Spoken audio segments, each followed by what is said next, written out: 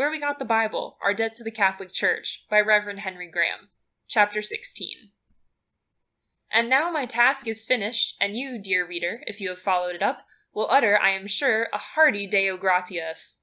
And sincerely and as clearly as possible, I have tried to show that it is to the Catholic Church under God that we owe the preservation and integrity of the sacred scriptures. The Old Testament she took over from the Jewish Church, to which she added the New Testament, the work of her own apostles and bishops, and comprising them in one great whole, declared that they had the Holy Ghost for their author, and were neither to be increased nor diminished.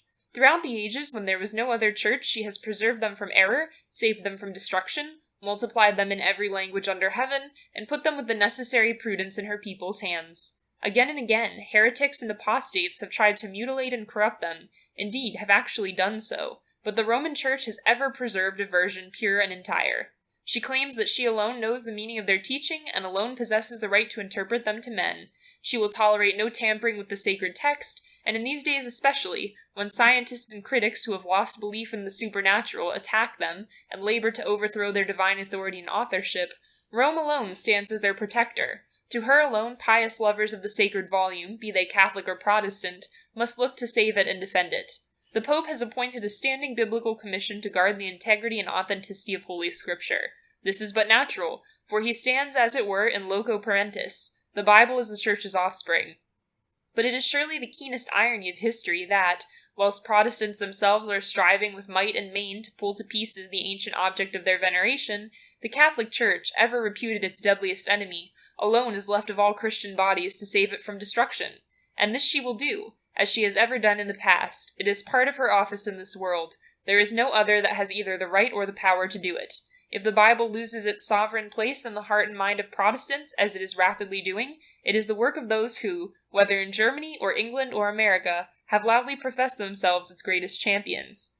The Catholic Church, on the other hand, in her long history, has nothing to be ashamed of in her treatment of it, but deserves the praise and thanks of all Christians for so zealously and fearlessly protecting it from corruption and contempt. Indeed, I will say that a simple study of her attitude toward the inspired scriptures, in comparison with that of all heretical bodies, will furnish one of the strongest arguments that she is the true Church of Christ, and this fact itself weighed largely with the writer of these lines in enabling him to discover the falsity of Protestantism and to embrace the Catholic religion.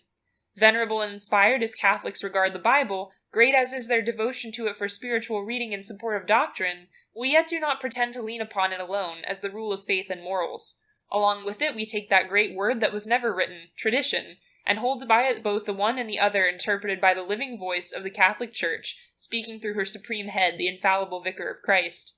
Here we have a guide that has never failed, and never can, in teaching us our duty both to God and man.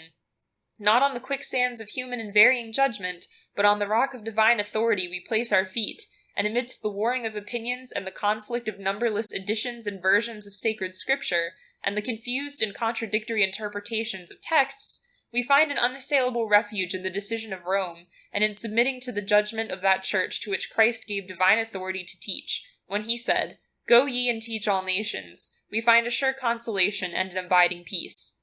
Individual interpretation of the Bible, the most sublime but also the most difficult book ever penned, can never bring satisfaction, can never give infallible certainty, can never place a man in possession of that great objective body of truth which our blessed Lord taught, and which it is necessary to salvation that all should believe.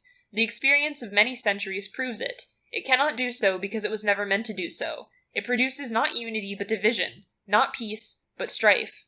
Only listening to those whom Jesus Christ said, "He that heareth you heareth me," only sinking his own fads and fancies and submitting with childlike confidence to those whom the Redeemer sent out to teach in his name and with his authority, only this, I say, will satisfy a man, and give to his intellect repose, and to his soul a peace that passeth all understanding.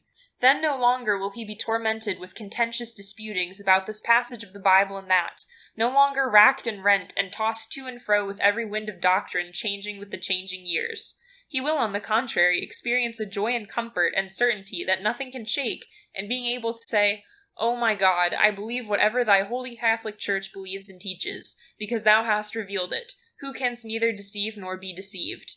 God grant that many Bible readers and Bible lovers may get the grace to make this act of faith, and pass from an unreasoning subservience to a book to reasonable obedience and submission to its maker and defender, the Catholic and Roman Church. End of chapter 16. Recording by Tatiana Chichilla, Columbus, Ohio.